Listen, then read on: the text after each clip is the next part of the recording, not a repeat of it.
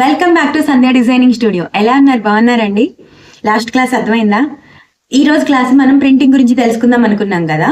అసలు ప్రింటింగ్ అంటే ఏంటి అంటే ఒక తెల్లటి క్లాత్ మీద, ఏదో ఒక వైట్ క్లాత్ మీద మనకి కావాల్సిన డిజైన్ వేసుకోవడమే ప్రింటింగ్ అంటే.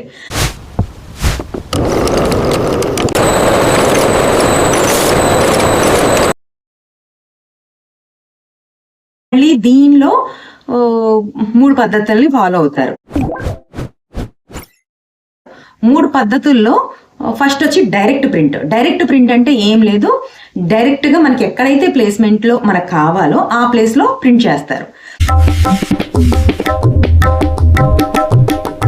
నెక్స్ట్ వచ్చి రెసిస్ట్ ప్రింట్. ఈ రెసిస్ట్ ప్రింట్ లో ఏం చేస్తారు అంటే మనకి ఏ ప్లేస్ లో అయితే ప్రింట్ కావాలి, ప్రింట్ తో పాటు ఎక్స్ట్రా డిజైన్ ఏదైనా డిఫరెంట్ గా టెక్స్చర్ లాగా కనిపించేటట్టు ఏదైనా కావాలి అనుకున్నప్పుడు దాన్ని క్రియేట్ చేస్తారు. అది ఎలా చేస్తారంటే వ్యాక్స్ లాగా కానీ టై అండ్ డై రూపంలో కానీ చేస్తారు.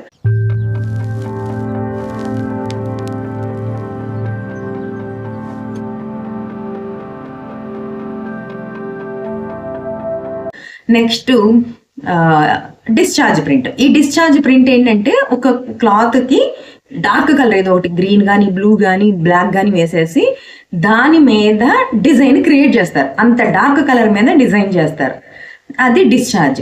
సో ఈ 3 పద్ధతుల్లో ఎక్కువగా ప్రింట్ అనేది జరిగింది.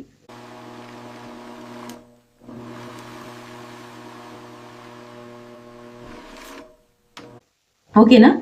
ఈ 3 పద్ధతుల్ని అందరూ ఎక్కువగా ఫాలో అయ్యేది. ఈ 3 పద్ధతుల్ని ఫాలో అయ్యి మళ్ళీ దీనిలో ట్రెడిషనల్ ప్రింటింగ్,